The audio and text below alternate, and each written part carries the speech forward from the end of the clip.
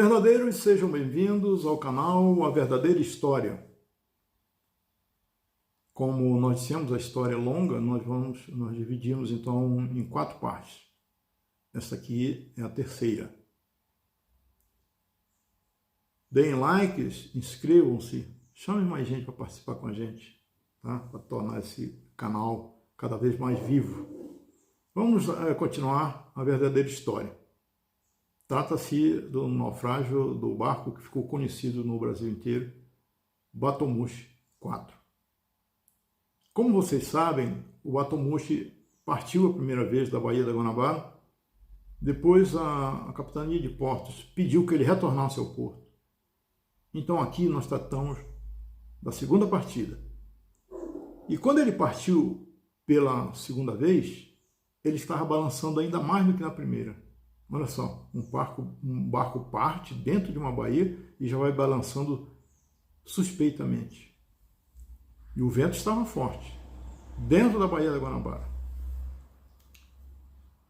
E os passageiros até brincavam, enquanto a coisa já estava muito séria. Inclusive um deles perguntou ao amigo, nessa segunda saída, se o barco estava balançando mais ainda do que a primeira ou se era ele que estava bêbado. O amigo respondeu para ele que eram as duas coisas. O barco estava balançando mais e ele já estava realmente um pouco bêbado. Imagine como é isso aí. Tantas pessoas juntas, apertadas no lugar que não dava nem para andar direito e estavam bebendo. Quer dizer, estavam não querendo saber da falta de conforto, né? Apesar de uma chuva fina que caía, o calor ainda era forte. Mesmo de noite, na Baía da Guanabara, uma chuva fina caindo, o calor ainda era forte. O que fez com que algumas escotilhas estivessem abertas. E outras poderiam estar fechadas, mas não tinham borracha de vedação que prestasse. Ou seja, tanto faz estar fechada ou aberta, a água poderia entrar do mesmo jeito. Como o barco estava balançando muito, como eu disse para você na hora que ele partiu nessa segunda vez, mesmo dentro da baía, o vento estava forte, então o barco estava balançando muito. E como ele estava balançando muito, começou a entrar água no salão interno, escorrendo para o porão onde ficavam as máquinas, os motores do barco, né?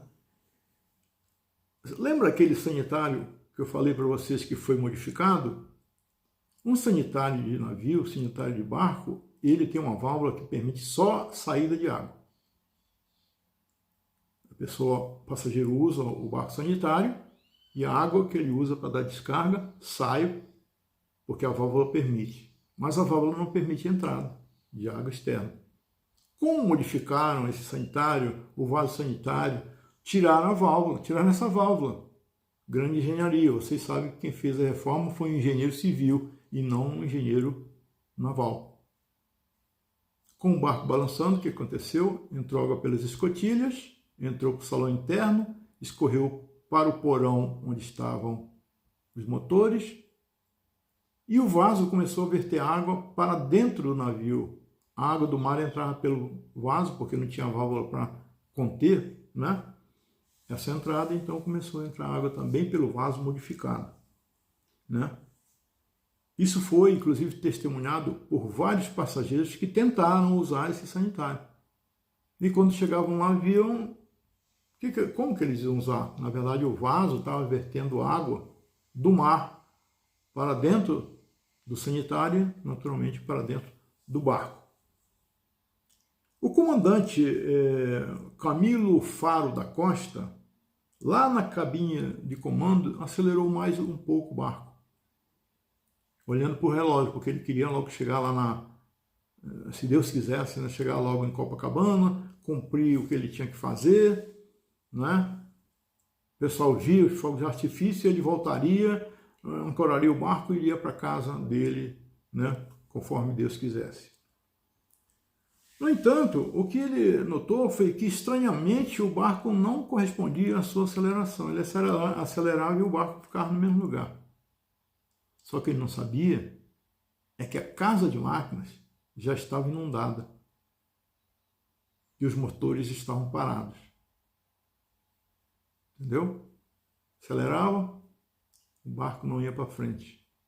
E o que aconteceu? O gerador também parou. Molhou, parou. E o gerador parando, o barco fica sem luz. E o que aconteceu? O barco, com a entrada de água, para começar, ficou mais pesado e instável. Que é instável, não tinha equilíbrio.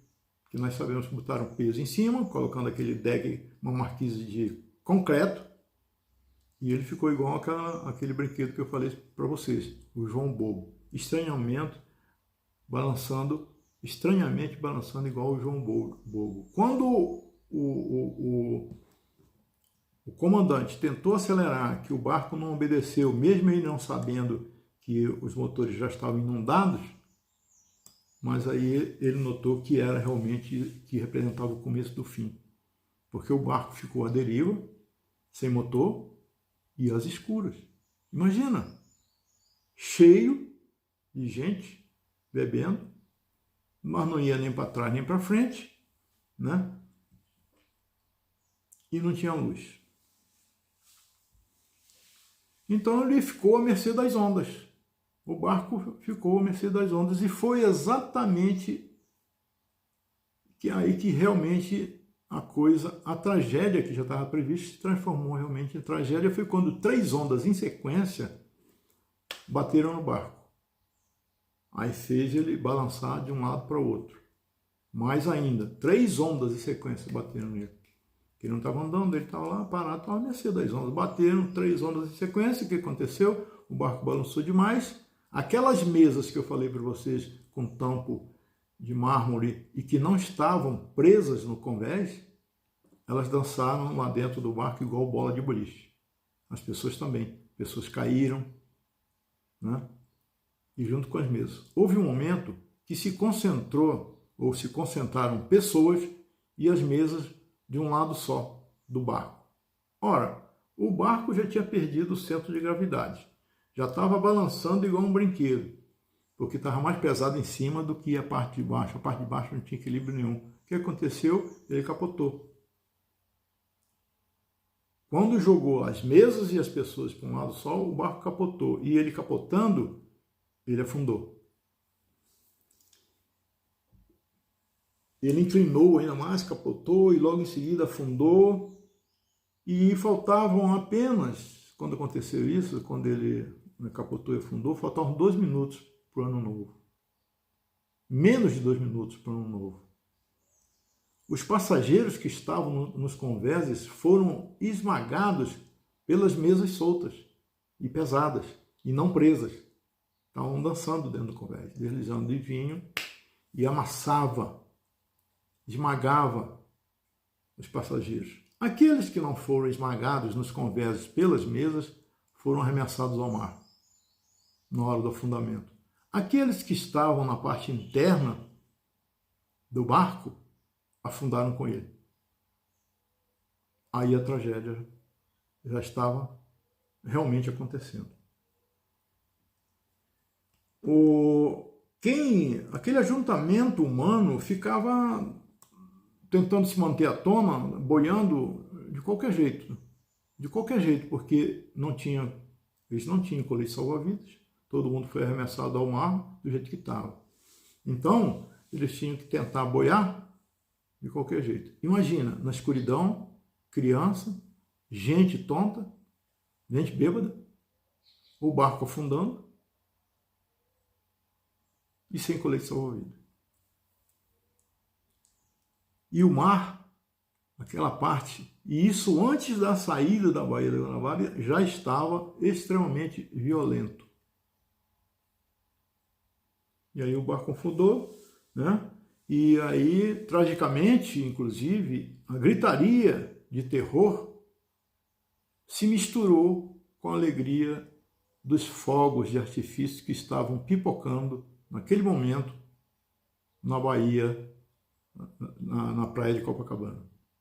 O grito das pessoas se misturou com a alegria dos fogos de artifício. Uma coisa muito trágica, né? Realmente trágica. A agitação das pessoas e a gritaria chamou a atenção de alguns barcos que passavam por ali, na escuridão. Quer dizer, os barcos estavam iluminados, mas onde estava o pessoal do Batomushi 4 estava escuro. E esses barcos iam com o mesmo destino, praia de Copacabana, para assistir os fogos de artifício, já um pouco atrasados. Mas, coincidentemente, não ligaram, não pararam para ajudar. Alega-se que, pela escuridão, eles não viram as pessoas, certo?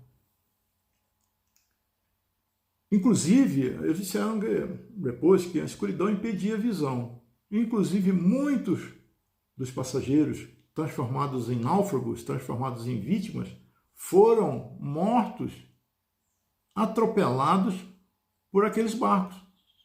Os mesmos barcos que poderiam tê-los salvo, os matou, passou por cima sem ver. Né? Então, nesse momento, o terror tomou conta das águas da Baía da Guanabara. Apenas 2 barcos pararam para prestar socorro. Perceberam a situação trágica e recolheram o máximo de pessoas possível.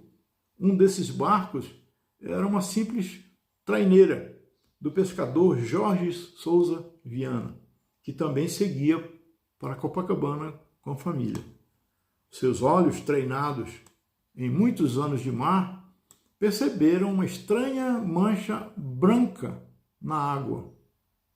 Uma estranha mancha branca. E aquilo fez com que ele parasse e se aproximasse lentamente. Voltou, né, para aquela mancha.